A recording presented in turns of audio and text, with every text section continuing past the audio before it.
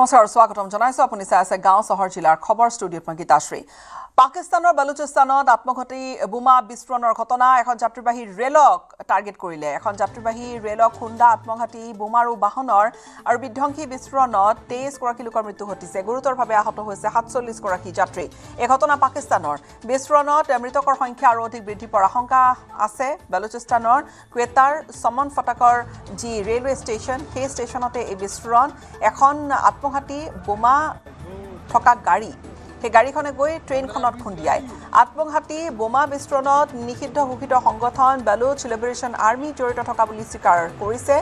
পাকিস্তানী সেনাৰ হাতত ধাৰাবাহিকভাৱে পৰাস্ত হোৱাৰ প্ৰতিশোধ ল'বলৈ সন্ত্ৰাসবাদী সংগঠনটোৱে এই বিস্ফোৰণ সংঘটিত কৰে জাফৰ এক্সপ্ৰেছ উৰুৱাই দিয়াৰ পৰিকল্পনা কৰিছিল বালুচ লিবাৰেশ্যন আৰ্মিয়ে বিস্ফোৰণৰ পিছতেই কুৱেটা ৰেলৱে ষ্টেচনত আবদ্ধ কৰি ৰখা হৈছে জাফৰ এক্সপ্ৰেছখন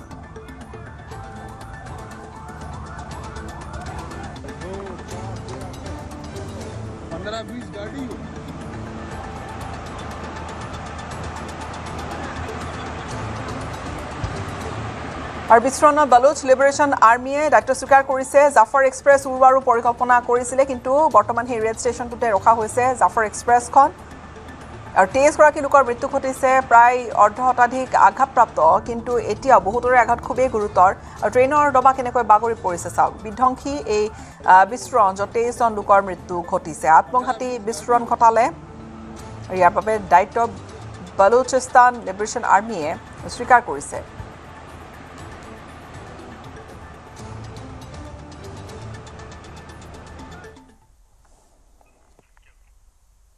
পৰৱৰ্তী খবৰলৈ আগবাঢ়িম এতিয়াও চূড়ান্ত হোৱা নাই কোন হ'ব বিৰোধী দলপতি ৱাজেদ আলী চৌধুৰীক বিৰোধী দলপতি নিৰ্বাচন কৰাৰ পূৰ্ণ সম্ভাৱনা প্ৰকট হৈছে বিৰোধী দলপতি নিৰ্বাচনক লৈ আজি কংগ্ৰেছৰ পুনৰ বৈঠক এআইচিচিৰ পৰ্যবেক্ষকৰ উপস্থিতিতে হ'ব বিৰোধী দলপতিৰ নিৰ্বাচন ভূপেশ বাঘেলৰ উপস্থিতিত নিৰ্বাচন কৰা হ'ব বিৰোধী দলপতি গৰাকীক বৈঠকত উপস্থিত থাকিব এপিচিচিৰ সভাপতি গৌৰৱ গগৈ বিধানসভাৰ কংগ্ৰেছ বিধানী সভা কক্ষত বিধানী দলৰ কক্ষতে সন্ধিয়া হ'ব এই বৈঠকখন বিৰোধী দলপতিক লৈ অব্যাহত আছে ব্যাপক চৰ্চা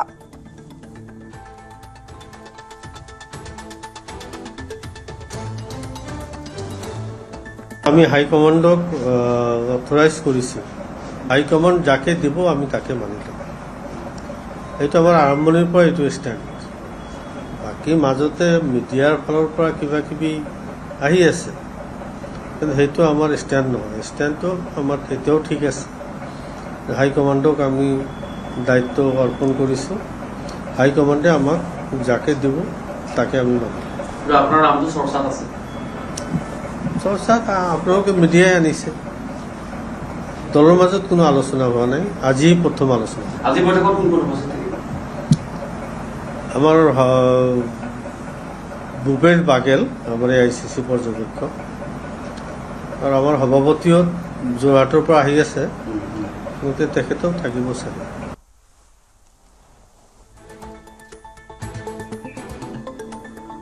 আৰু এয়া ৱাজেদ আলী চৌধুৰীৰ ভাষ্য হাইকমাণ্ডৰ সিদ্ধান্ত চূড়ান্ত সিদ্ধান্ত হ'ব এতিয়া কথাটো হৈছে হাইকমাণ্ডে কাক দিব দায়িত্ব বিৰোধী দলপতি কোন হ'ব বিৰোধী দলপতিৰ এতিয়ালৈকে নাম নিৰ্বাচিত কৰিব পৰা নাই যিহেতু নৱনিৰ্বাচিত আৰু এগৰাকী বিধায়ক আৰু কংগ্ৰেছৰ বৰ্তমান 19 গৰাকী যি জয় হৈ আহিছে তেওঁলোকৰ মাজৰ একমাত্ৰ হিন্দু বিধায়কগৰাকী জয়প্ৰকাশ দাস তেওঁৰ ভাষ্য এই মুহূৰ্তত আগবঢ়াম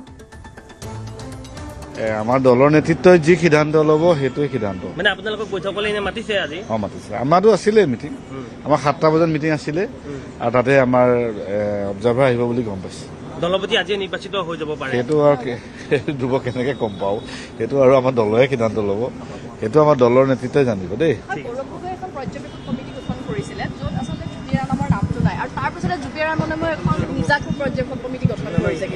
জুবেৰ আলম আমাৰ ইউথ কংগ্ৰেছৰ প্ৰেচিডেণ্ট হয় আৰু পৰ্যবেক্ষক কমিটিখনত আমাৰ তানজিল হুছেইনৰ নাম নাই নেকি আছে নেকি না তানজিল হুছেইনো আছে জানো তানজিল হুছেইনো নাই তাৰমানে তানজিল হুছেইন আমাৰ NSYৰ জিকিছে জুবেৰ আলম ইউথ কংগ্ৰেছৰ পৰা জিকিছে আৰু সেইটো হ'ল আমাৰ এটা অৰ্গেনাইজেশ্যন আমাৰ ফ্ৰণ্টেল অৰ্গেনাইজেশ্যন বুলি কয় আৰু তাত জুবেৰ আলম এটা আমাৰ ইউথ কংগ্ৰেছৰ সভাপতি আৰু তেখেত আমাৰ প্ৰদেশ কংগ্ৰেছৰ সভাপতিয়ে যিসকল প্ৰদেশ কংগ্ৰেছৰ বিষয়ববীয়া তেখেতলোককে পৰ্যবেক্ষক হিচাপে দিছে আৰু জুবেৰ আলম যেহেতু ইউথ কংগ্ৰেছৰ সভাপতি তেখেতেও ইউথ কংগ্ৰেছৰ অবজাৰ্ভাৰ দিব পাৰে। কিছু কথা মুকলিকৈ কৈছে জে পি দাসে। এই মুহূৰ্তত আমি আমাৰ জ্যেষ্ঠ সাংবাদিক বলেন ভট্টাচাৰ্যৰ সৈতে ৰাজীৱ ভৱনৰ পৰা পোনপটীয়াকৈ সংযুক্ত হৈছোঁ। বলেন ভট্টাচাৰ্য, কেনেকুৱা তৎপৰতা দেখিছে ৰাজীৱ ভৱনত এই মুহূৰ্তত? চাওক, আজি সন্ধিয়া ভাগত কংগ্ৰেছৰ হাইকমাণ্ডৰ ফালৰ পৰা বাছনি কৰা পৰ্যবেক্ষকৰ উপস্থিতিত এখন বিধায়িনী দলৰ বৈঠক অনুষ্ঠিত হ'ব আৰু বিধায়িনী দলৰ বৈঠকত বিশেষভাৱে 19 গৰাকী বিধায়কৰ তৰফৰ পৰা তেখেতসকলে মতামত সংগ্ৰহ কৰিব। কিন্তু মূল কথাখিনি হৈছে এই ধৰণৰ যে ইয়াৰ পূৰ্বতেও আচলতে বিধায়িনী দলৰ বৈঠক অনুষ্ঠিত হৈছিল আৰু সেই বৈঠকতে তেখেতসকলে নাম সিদ্ধান্ত কৰাৰ গতিকে অৰ্থাৎ বিৰোধী দলপতি বাছনিৰ কাৰণে তেখেতসকলে নিজৰ নিজৰ মতসমূহ আগবঢ়াইছিলে। কিন্তু মূল কথাটো হৈছে যে তেখেতসকলে যেতিয়াই এই কথা প্ৰসংগসমূহ চলিছিলে তাৰ লগে লগে আৰম্ভ হৈছিলে বাক্যবান আৰম্ভ হৈছিলে, অৰ্থাৎ বিৰোধী দলৰ প্ৰতি আচলতে কাক দিব এই বিষয়টো তেখেতসকলে একমতত উপস্থিত হ'ব পৰা নাই। আৰু যিহেতুকে কংগ্ৰেছৰ এটা নিয়ম অনুসৰি তেখেতসকলে দলীয় পৰ্যবেক্ষকৰ উপস্থিতিতে তেখেতসকলে সিদ্ধান্ত গ্ৰহণ কৰে। গতিকে আজি যিহেতুকে বৈঠকখন আছে, গতিকে এই বৈঠকতে সিদ্ধান্ত হোৱাৰ সম্ভাৱনা থাকিব। কিন্তু আনুষ্ঠানিকভাৱে আজি 7 বজাৰ অনুষ্ঠিত হোৱা বৈঠকৰ ঠিক পিছতেই আনুষ্ঠানিকভাৱে বিৰোধী দলপতিৰ নাম ঘোষণা কৰিব নে ভূপেশ বাঘেলে পৰ্যবেক্ষকগৰাকীয়ে এই নাম বা মতামতসমূহ সংগ্ৰহ কৰি তেখেতে দিল্লীলৈ গৈ পুনৰ কংগ্ৰেছ হাইকমাণ্ডে ইয়াৰ নাম প্ৰকাশ কৰিব বিৰোধী দলপতিৰ, এই কথাখিনি এই মুহূৰ্তত স্পষ্ট নহয়। যদি আটাইকেইগৰাকী বিধায়ক একমত হয়, এগৰাকী ব্যক্তিৰ দলপতি বাছনি কৰাৰ ক্ষেত্ৰত একমতত উপস্থিত হয়, তেতিয়াহ'লে হয়তো ইয়াত জটিলতা নাথাকিব। কিন্তু প্ৰথমখন বৈঠকতে আমি দেখিবলৈ পাইছোঁ যে অধিক জটিল হৈ পৰিছে গোটেই বিষয়টো। কাৰণ ইয়াত দেখিবলৈ পোৱা গৈছে ছবাৰৰ বিধায়ক ৱাজিদ আলী চৌধুৰী আছে, সমান্তৰালভাৱে দেখিবলৈ পোৱা গৈছে যে কংগ্ৰেছৰ হিন্দু বিধায়ক যদি চোৱা হয় জয়প্ৰকাশ দাস আছে। যদি এই গোটেই বিষয়টো সদনৰ মজিয়াত আমি দেখিবলৈ পাইছোঁ যে সদনৰ মজিয়াত এই গোটেই বিষয়টো যদি যিহেতুকে 19 গৰাকী বিধায়কৰ 18 গৰাকী সংখ্যালঘু বিধায়ক আৰু যদি এই বিৰোধী দলপতিৰ আসনখন যদি সংখ্যালঘুৰ নেতাৰ হাতত এৰি দিয়া হয়, তেতিয়াহ'লে বিভিন্ন অসমৰ সমস্যাসমূহ যেতিয়াই সদনৰ মজিয়াত উপস্থাপন হ'ব, সেই কথাসমূহ যদি সংখ্যালঘু বিধায়কে যদি তেখেতসকলে উপস্থাপন কৰিবলৈ আগবাঢ়ে বা বিৰোধী দলপতি হিচাপে তেখেতে সদনৰ সন্মুখত যদি এই কথাসমূহ আগবঢ়াবলৈ লৈ যোৱা হয়, তেতিয়াহ'লে বিভিন্ন ধৰণে আচলতে ইয়াক শাসক পক্ষৰ প্ৰত্যাহ্বানৰ এটা সৃষ্টি হ'ব। গতিকে এই কথাখিনিহে আচলতে তেখেতসকলে চিন্তা কৰিছে কোন দিশে আচলতে কোন গৰাকী এই যি সময় লৈ আছে বা বৈঠক পাতিছে, কোনো সিদ্ধান্ত হোৱা নাই বা সময় লৈ আছে আৰু অসম বিধানসভাৰ বিধায়কসকলে তেওঁলোকে বিধানসভাত শপত ল'লে প্ৰথমখন অধিৱেশনত, যেতিয়ালৈকে বিৰোধী দলপতি নাই। এই গোটেই কথা বতৰাখিনিৰ মূল কাৰণটোৱে হৈছে যে কংগ্ৰেছ দুমোজাত। সঁচা কথা ক'বলৈ গ'লে যে এই মুহূৰ্তলৈকে কংগ্ৰেছ জুমোজাত আছে আৰু গোটেই পৰিৱেশটো তেখেতসকলে চাইছে যে আগন্তুক সময়খিনি তেখেতসকলে কাক দিলে তেখেতসকলৰ সদনৰ মজিয়াতেই হওক বা এই দলটোৰ মজিয়াতেই হওক বিভিন্ন ধৰণৰ কথাসমূহত, কাৰণ বিৰোধী দলপতি এগৰাকীয়ে যথেষ্টখিনি নিৰ্ভৰ কৰে আৰু সদনৰ কাম কাজসমূহত তেখেতৰ ওপৰতে গোটেইখিনি বস্তু দায়িত্ব থাকিব। গতিকে এই মৰ্যাদাটো আচলতে কাক দিব, কাৰ হাতত ৰাখিব তেখেতসকলে বিচাৰিছে এই কথাখিনি। কাৰণ জ্যেষ্ঠতাৰ খাতিৰত ৱাজিদ আলী চৌধুৰী থাকিব, তাৰ সমান্তৰালভাৱে জাকিৰ হুছেইন চিকদাৰো তাৰ পৰৱৰ্তী সময়ছোৱাত তেখেতৰ পিছতে আহিব। কিন্তু দেখিবলৈ পোৱা গৈছে যে হিন্দু বিধায়ক আৰু সংখ্যালঘু বিধায়কৰ মাজত এটা মন্তব্য লাভ কৰি আছো, আমি সেইটো আগবঢ়াম। তেখেতে ভালকৈ গম পাইছে যে এইবাৰ যদি কংগ্ৰেছৰ লগত যদি এলায়েন্সটো নকৰিলে হয়, যে শিৱসাগৰৰ পৰা বিধায়ক হৈ আহিব নোৱাৰিলে হয়। সেই কথাটো ৰাইজেও গম পাইছে, তেখেতেও গম পাইছে। সেইটো তেখেতে গম পাই এইবিলাক কথা বাৰ্তা পাতি আছে। আৰু মই তেখেতক এটা বস্তু কৈছোঁ, আপুনি যদি ইমানে গৌৰৱ গগৈ বেয়া পায়, গৌৰৱ গগৈ ভাল নহয়, তেওঁ নমিনেশ্যনৰ আগত, ইলেকশ্যনৰ আগত কংগ্ৰেছৰ লগত এলায়েন্স কৰাৰ কাৰণে ইমান কিয় পাগল হৈ ঘূৰি ফুৰিছিলে আপুনি তেতিয়া? এলায়েন্স লাগেই কংগ্ৰেছৰ লগত, লাগিবই, কোৱা নাছিলে নেকি? আজি আপুনি বিধায়ক হোৱাৰ পিছত এইবিলাক কথা কিয় কৈছে? আৰু যদি গৌৰৱ গগৈ কংগ্ৰেছ ইমানেই বেয়া, আপুনি ৰিজাইন কৰি দিয়ক, কৰি গৈ শিৱসাগৰৰ পৰা ইলেকশ্যন খেলি আহকচোন বাৰু, জিকি আহক। কথা কোৱা কথাখিনি মিছা নেকি? 100% মিছা কথা। আপোনালোকে আজি ৰাজীৱ ভৱনত মই যেনেকৈ আহিছোঁ, আপোনালোকেও ডেইলি ৰাতি আমাৰ দৰে কষ্ট কৰে, ৰাতিপুৱা আহে, সন্ধিয়া আহে, যেতিয়া আমাৰ মিটিং থাকে বা প্ৰগ্ৰাম থাকে আপোনালোকে সদায় সাংবাদিক বন্ধুসকল ইয়াত আহি থাকে। গৌৰৱ গগৈটো আপোনালোকেও পাই আছে। কথাষাৰ সঁচা নে মিছা এইটো আপোনালোকে মোতকৈ ভাল জানে। ইমান দিন মুখ্যমন্ত্ৰীয়ে কৈছিল যে ৰজাৰ পুত্ৰ ৰজাৰ দৰে থাকে, নীলা তেজ আছে, এই কথাখিনি মুখ্যমন্ত্ৰী কৈ আছিল। এতিয়া অখিল গগৈ সেই ধৰণে আক্ৰমণ কৰিছে। গতিকে ক'ৰবাত নহয় ক'ৰবাত কৈ থকা কথাবিলাক সঁচা হৈ যাব। নহয়, আপুনি এইটো ভাল কথা ক'লে যে তেখেতে কথাবিলাক মিলি আছে। তেখেতে কিয় মিলাই আছে এইটো আপুনিও গম পাইছে, ময়ো গম পাইছোঁ। এতিয়া অখিল গগৈ ডাঙৰীয়াক মই অনুৰোধ কৰিম, আপুনি বিধায়ক হয়, আপুনি এটা ৰেচপেক্টেবল পাৰ্চন, আপোনাৰ কথা বাৰ্তাত অসমত এটা বাৰ্তা যায়। কথাবিলাক আপুনি এজন বিধায়ক হিচাপে অলপ গম্ভীৰ কথাবিলাক ক'ব লাগে। ৰাইজৰ লগত যোনবিলাক কথাৰ সম্বন্ধ আছে সেইবিলাক কথা পাতক। এই আননেচেচাৰী কোন কেনেকুৱা, কোনে কি চাৰ্ট পিন্ধিলে, এইটো আমাৰ কাম নহয়। এইটো এটা নিজৰ ব্যক্তিগত হেৰি হয়। কোনোবা চেণ্ডেল পিন্ধি ভাল পায়, শ্লিপাৰ পিন্ধি ঘূৰি ফুৰে, ভাল কথা। কোনোবা জোতা পিন্ধি ভাল পায়, এইটো তেখেতৰ ব্যক্তিগত কথা, ভাল পায়। সেইটো লৈ আমিতো কোৱা নাই তেখেতে শ্লিপাৰ পিন্ধি ঘূৰি ফুৰে, আকৌ শ্লিপাৰ পিন্ধি ঘূৰি ফুৰে, আকৌ দেখোন আপোনাৰ ডাঙৰ ডাঙৰ গাড়ীত ঘূৰি ফুৰে অখিল গগৈ ডাঙৰীয়া। সেইটো আকৌ কি? সেইটো আমি ক'ম নেকি যে তেখেতে কিয় গাড়ীত ঘূৰি ফুৰিছে, তেখেত খোজকাঢ়িব লাগে? সেইটো কথা, এইটো কোৱাৰ হওক। এই কথাটোও কৈছে আপোনাৰ তেখেতে যে যদি তেখেতৰ থাকতকে যদি আসন যদি কমিলেহেঁতেন অখিল গগৈ সভাপতি ত্যাগে কৰিলেহেঁতেন। আজি এতিয়া পৰিৱেশটো কংগ্ৰেছৰ তেনেকুৱা যে 21খন আসনৰ পৰা কমিছে এতিয়া, অৰ্থাৎ গৌৰৱ গগৈ আৰু লুৰিণজ্যোতি গগৈ সভাপতিৰ আসন ত্যাগ কৰিব তেখেতে আহ্বান জনাইছে। মই এটা কথা আপোনালোকক আজি কৈ আছোঁ, অন কেমেৰা কৈ আছোঁ, অখিল গগৈৰ লগত যদি কংগ্ৰেছে এলায়েন্স নকৰিলে হয়, কংগ্ৰেছৰ আৰু 5-6টা চিট বাঢ়িলে হয়। তেখেতৰ যে আৰু এটা চিট আহিছে, সেইটো কংগ্ৰেছৰ কাৰণে আহিছে, কংগ্ৰেছৰ লগত এলায়েন্স কৰাৰ কাৰণে চিটটো পাইছে। অখিল গগৈ ডাঙৰীয়া এইবিলাক কথা বাদ দিয়ক, অসমৰ ৰাইজত আগবঢ়াই লৈ যোৱাৰ কাৰণে কি সদনত কি কৰিব লাগে সেইটো লৈ চিন্তা কৰক। কোনে চাৰ্ট পিন্ধিলে, জোতা পিন্ধিলে, এইবিলাক চিন্তা আপুনি বাদ দিয়কচোন বাৰু। নাই, UCC সদনত আহক, সদনত আহিব অহাকালি নাহে, পৰহি আহিব। পৰহি আহিলে আমি ষ্টাডিটো কৰি লওঁ, কৰি মেলি আপোনালোকৰ আগত আমি নহয়, এইটো মই আপোনাক সেইটোৱে কৈ আছোঁ। UCC চাওক, নামটো কি হ'ল? Uniform civil code. ইউনিফৰ্মিটি আছে নেকি? আমাৰ ধৰ্মৰ ওপৰত আপুনি আঘাত কৰিব গৈ আছে, যোনটো মোক কনষ্টিটিউচনেল ৰাইট দিছে। বাকীখিনিক কিয় আপুনি এৰি আছে? ইউনিফৰ্ম এয়া আচলতে কিছু আন প্ৰতিক্ৰিয়া দেখা গৈছে। বলেন ভট্টাচাৰ্য, আপুনি সম্ভৱতঃ কাৰোবাৰ সৈতে আছে, যদি কথা পাতিব পাৰে বিধায়কৰ সৈতে। নিশ্চয়কৈ আমাৰ সৈতে নুৰুদা উপস্থিত আছে আৰু তেখেতৰ ভাষ্য সংগ্ৰহ কৰিবলৈ চেষ্টা কৰিছোঁ। আমাৰ হাতলৈকে খবৰ আহিছে যে আজি দলীয় পৰ্যবেক্ষক আহিব, আপোনালোকৰ বিৰোধী দলপতি বাছনি কৰাৰ ক্ষেত্ৰত তেখেতে সহমত প্ৰকাশ কৰা বা তেখেতসকলৰ নাম বাছনি কৰাৰ ক্ষেত্ৰত একটা পৰ্যায় আগবাঢ়িব। কেনেকুৱা ধৰণৰ দেখিব পাব, কাক আচলতে বিৰোধী দলপতিৰ আসনত দেখিব পাব ৰাইজে? আজি আমাৰ 7 বজাত বিধায়িনী দলৰ বৈঠক আছে আৰু মই ইতিমধ্যে গম পালোঁ যে আমাৰ বিধায়িনী দলৰ বৈঠকত আমাৰ অবজাৰ্ভাৰ আহিব, বিধায়কসকলৰ লগত আলাপ আলোচনা কৰিব। আলাপ আলোচনা কৰি এজন দলপতি, এজন উপ দলপতি নিশ্চয় আজি সিদ্ধান্ত কৰি দিব। এতিয়া কথাটো হ'ল যে এনেকুৱা যে আপোনালোকৰ মাজত যদি গোটেই এজনৰ নাম যদি উচ্চাৰণ হ'লে হয়, তেতিয়াহ'লেতো পৰ্যবেক্ষক অহাৰ হয়তো প্ৰয়োজনীয়তা নাথাকিলে হয়। কিন্তু প্ৰথমখন যিখন বৈঠক হৈছিলে, সেই বৈঠকত আপোনালোকে সহমত প্ৰকাশ কৰা নগ'ল এজনৰ নাম। নহয়, তেনেকুৱা নহয়। আচলতে নিয়ম হ'ল যে আমাৰ এইটো বাছনিৰ ক্ষেত্ৰত পৰ্যবেক্ষক আহিব, পৰ্যবেক্ষক আহি বিধায়কসকলৰ লগত কথা পাতিহে সিদ্ধান্ত কৰিব। এই বিষয়ে লৈ আমাৰ কোনো বৈঠক হোৱা নাই। আজি ফাৰ্ষ্ট বৈঠক হ'ব, আমাৰ বিধায়িনী দলৰ প্ৰথম বৈঠক আজি হ'ব, য'ত অবজাৰ্ভাৰ আহিব। কিন্তু CLP লিডাৰ লৈ এতিয়ালৈকে আমাৰ কোনো বৈঠক অনুষ্ঠিত হোৱা নাই। আগত সিদিনা যিটো বৈঠক আছিলে, সেই CLP লিডাৰ লৈ আমাৰ বৈঠক হোৱা নাছিলে। সেই বৈঠকটো আছিলে আমাৰ নপুৰণি বিধায়কসকল লৈ আমি যিটো আমাৰ বিধানসভা আৰম্ভ হ'ব, কেনেকৈ আমি বিধানসভাত আমি যুঁজ দিব লাগিব, সেই সম্পৰ্কে কিছু কথা আলোচনা হৈছিলে। 2 নম্বৰ প্ৰসংগটো সুধিব বিচাৰিছোঁ যে অখিল গগৈ যোৱাকালিৰ দিনটোত কেইবাটাও ভাষ্য আগবঢ়াইছে আৰু তাৰ ভিতৰত প্ৰথমটো কথা কৈছে যে দলৰ সভাপতিগৰাকী ৰজাৰ দৰে থাকে আৰু ৰজাৰ দৰে আচৰণ কৰা, গতিকে আজি কংগ্ৰেছৰ এই বিপৰ্যয়।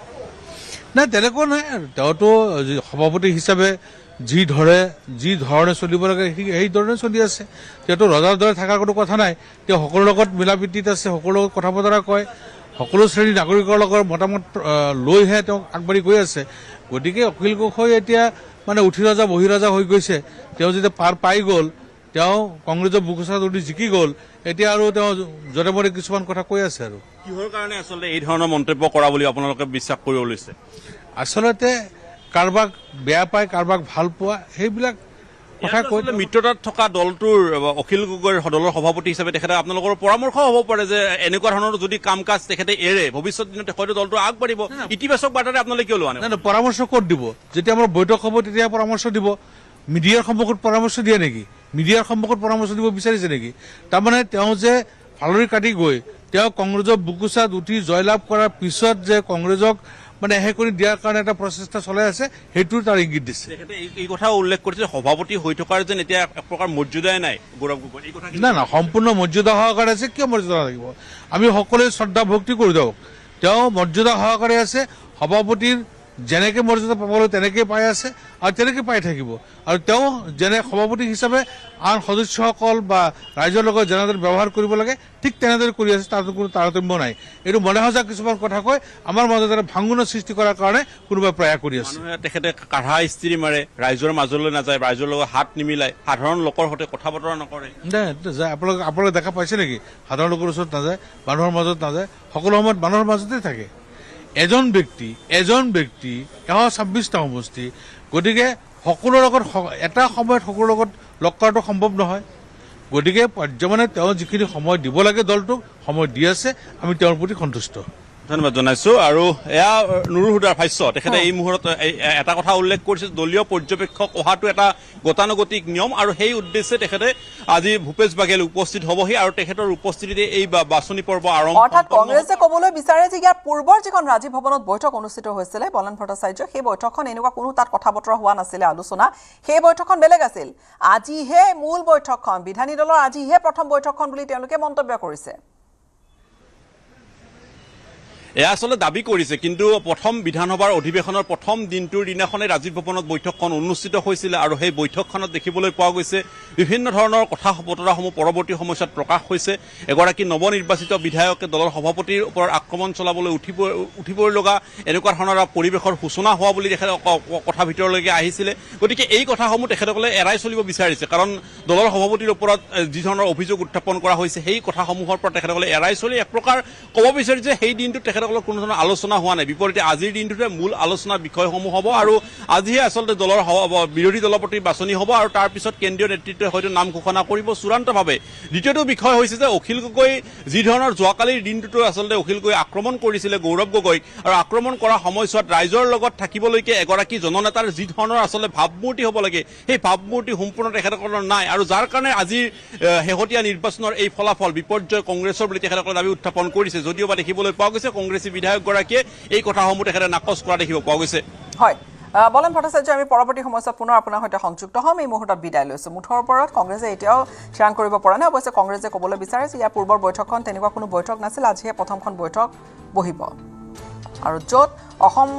প্ৰদেশ কংগ্ৰেছ কমিটিৰ যি পৰ্যবেক্ষকৰ দল থাকিব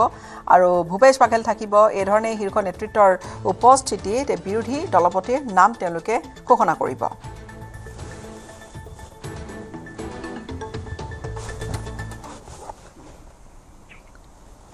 ইউচিচিৰ বিৰোধিতা, তীব্ৰ বিৰোধিতা বীৰ সিং জাৰোৱাৰ বিধায়ক ৱাজেদ আলী চৌধুৰীৰ। ইউচিচি কোনো কাৰণতে সমৰ্থন নকৰোঁ বুলি তেওঁ স্পষ্টকৈ কৈ দিছে। সদনত ইউচিচিৰ বিৰোধিতা কৰিম বুলিও স্পষ্ট কৰি দিছে বীৰ সিং জাৰোৱাৰ বিধায়ক ৱাজেদ আলী চৌধুৰীয়ে। 26 মে'ত অসম বিধানসভাত উত্থাপন হ'ব এই ইউচিচি বিধেয়কখন। ইউচিচি যিখিনি কাম কাজ ইউচিচি সেইদিনা মুখ্যমন্ত্ৰীয়ে কোৱা মতে যদি সেইটো হয়, এই কামখিনিতো তেওঁ আগতেই কৰিছে। অলৰেডি যোৱা মন্ত্ৰীসভাত বা যোৱা বিধানসভাত তেখেতে ইতিমধ্যে বিধানসভাত পাছ কৰি লৈছে। ইয়াত বিশেষ ইউচিচি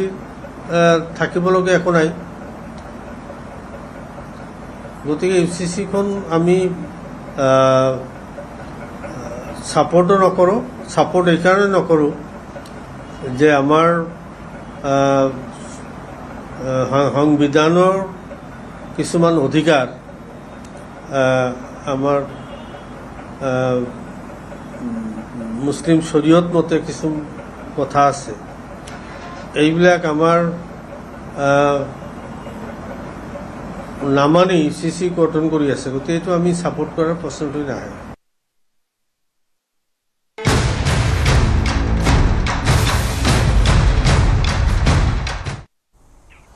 পুনৰ বোৱাৰী হত্যাৰ এক জঘন্য ঘটনাই জোকাৰি গৈছে সমগ্ৰ ৰাজ্য। মাত্ৰ 500 টকাৰ বাবে হৈছিল কাজিয়া, আৰু সেই 500 টকাৰ বাবে এগৰাকী 9মহীয়া অন্তঃসত্ত্বা পত্নীক মৰিয়াই হত্যা কৰিলে পাহান স্বামীয়ে। স্বামীৰ বিৰুদ্ধে গুৰুতৰ অভিযোগ। ইতিমধ্যে মহিলাগৰাকীৰ পৰিয়াল কাষ চাপিছে আৰক্ষীৰ। নগাঁৱৰ কঠীয়াতলীৰ 11 মাইলত সংঘটিত হোৱা এই কৰুণ ঘটনা। ইয়াছমিন বেগম নামৰ দুৰ্ভগীয়া বোৱাৰীগৰাকীক নিৰ্মমভাৱে হত্যাৰ অভিযোগ স্বামী আজিম উদ্দিনৰ বিৰুদ্ধে। মাত্ৰ 500 টকাৰ বাবে সৃষ্টি হোৱা কণ্ডলৰ পৰিণতিতে স্বামী আজিম উদ্দিনে পশুতকৈ জঘন্য ৰূপ ধাৰণ কৰিছিল আৰু স্বামীৰ প্ৰহাৰ সহ্য কৰিব নোৱাৰি অৱশেষত কৰুণ মৃত্যুক সাৱটি ল'বলগীয়া হৈছিল দুৰ্ভগী য়াসমিনে হত্যাকাণ্ডৰ পিছতে শোকত ভাগি পৰিছে য়াসমিনৰ পৰিয়াল আৰু ঘটনা সন্দৰ্ভত ভুক্তভোগী পৰিয়ালৰ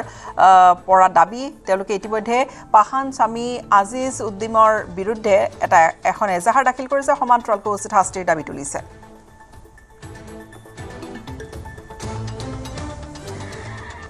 ডিফু বাইপাছতে তেওঁলোক দুটাৰ মাজত মানে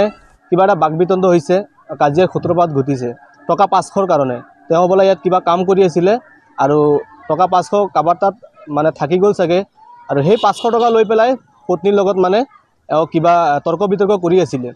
তাই লগে লগে মাকক ফোন কৰিছিলে মাকক ফোন কৰি পেলাই ক'লে এনেকা তেওঁ কাজিয়া লাগি আছে মাকে বুজাই সুজাই দিলে যেহেতু দবকালে গুচি গ'ল তেওঁ ফোনতে বুজাই দিলে দুইটাকো বুজাই দিলে ঠিক কঠিয়াতুলিৰ ৰেংবেঙতে ই কি কৰিছে মানে গিৰিয়েকজনে মানে তেওঁক বৰ বেয়াকৈ ঘুচি আহিছে হ'বলা ঘুচি আহি এওক মানে গুৰ মাৰি পেলাই এওক পেলাই দিছে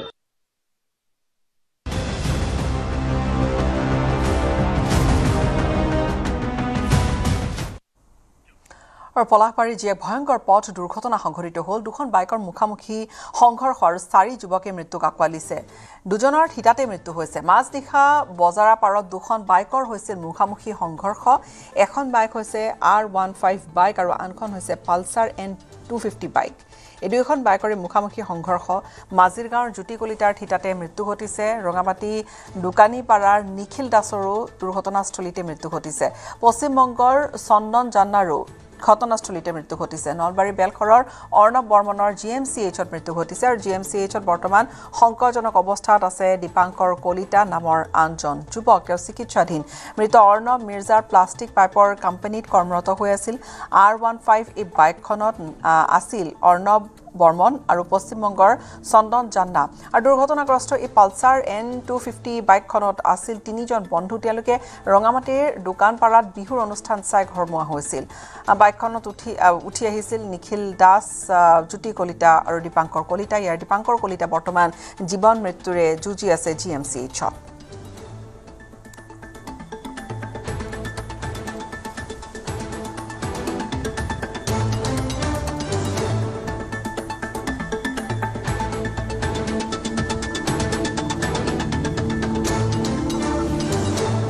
এই চাৰিজন যুৱক ঢুকাইছে তেওঁলোকৰ এজন মাজিৰগাঁও এজন হৈছে ৰঙামাটি এজন হৈছে ৱেষ্ট বেংগল আৰু এজন নলবাৰী তেনেকৈ জানিব পাৰিছোঁ 4জন আৰু এজন এতিয়া মানে কি চিকিৎসাপ্ৰাপ্ত হৈ আছে এতিয়া মেডিকেলত তেওঁৰ অৱস্থাটো সংকটজনক বুলি জানিব পাৰিছোঁ এই চাৰিজন যুৱক ঢুকাইছে তেওঁলোকৰ এজন মাজিৰগাঁও এজন হৈছে ৰঙামাটি এজন হৈছে ৱেষ্ট বেংগল আৰু এজন নলবাৰী তেনেকৈ জানিব পাৰিছোঁ 4জন আৰু এজন এতিয়া মানে কি চিকিৎসাপ্ৰাপ্ত হৈ আছে এতিয়া মেডিকেলত তেওঁৰ অৱস্থাটো সংকটজনক বুলি জানিব পাৰিছোঁ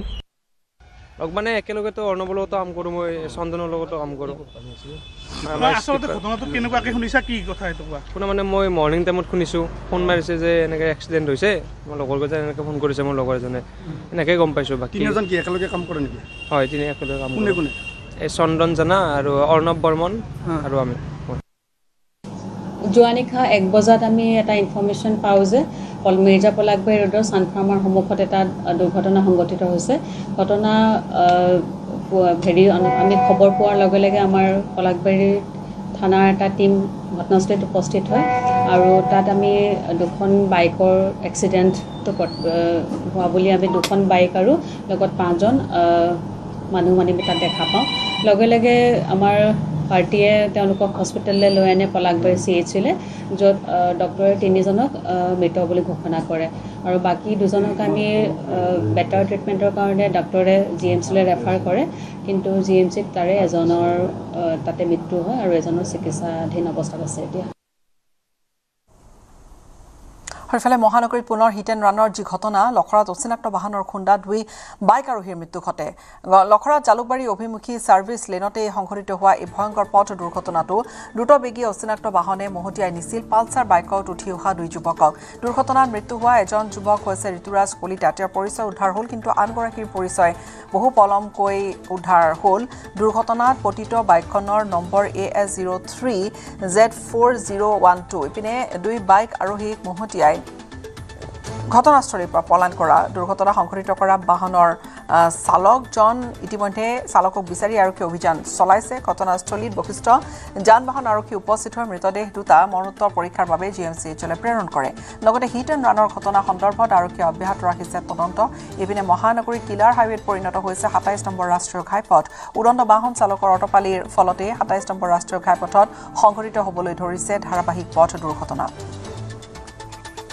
আৰু ইফালে গুৱাহাটীৰ গড়চুকতো আন এক পথ দুৰ্ঘটনা ৰৈ থকা বাহন এখনত খুন্দা মাৰিছিল এখন ট্ৰাকে ঘটনাস্থলীতে মৃত্যু ঘটে ট্ৰাকৰ চালকজনৰ মৃত ট্ৰাক চালকজনৰ পৰিচয় অৱশ্যে উদ্ধাৰ হোৱা নাই ঘটনাস্থলীতে ট্ৰাক চালকজনৰ মৃত্যু ঘটিছিল এখন ট্ৰাকে আহি গড়চুকত ৰৈ থকা বাহন এখনত খুন্দা মাৰে আৰু ঘটনাস্থলীতে মৃত্যু ঘটে ট্ৰাকখনৰ চালকজনৰ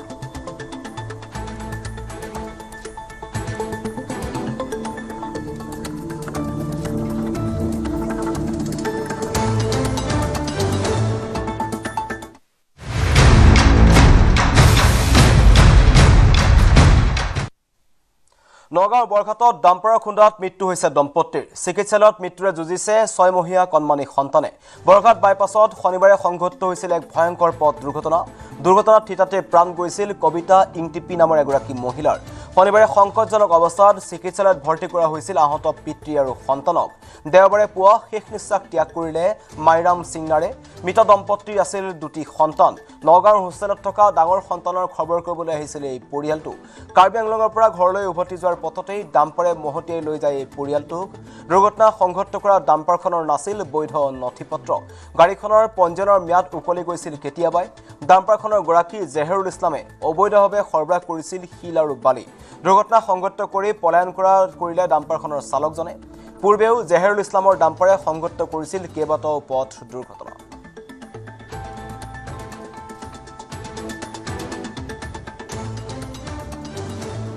আমাৰ সৈতে নগাঁৱৰ পৰা নীলোৎপল বৰা আছে নীলোৎপল বৰা আপোনাক জনাইছো এটা শুকাব পথ দুৰ্ঘটনা তাত আপুনি উপস্থিত আছে পিতৃ মাতৃৰ মৃত্যু হৈছে আৰু হস্পিটেলত কণমানি 6মহীয়া সন্তানে তেওঁ মৃত্যুৰে যুঁজি আছে সবিশেষ তথ্য আমাক জনাব নীলোৎপল বৰা নিশ্চয় সৌৰভ অতি এক মৰ্মান্তিক ঘটনা নগাঁৱত সংঘটিত হৈছে যিটো ঘটনাত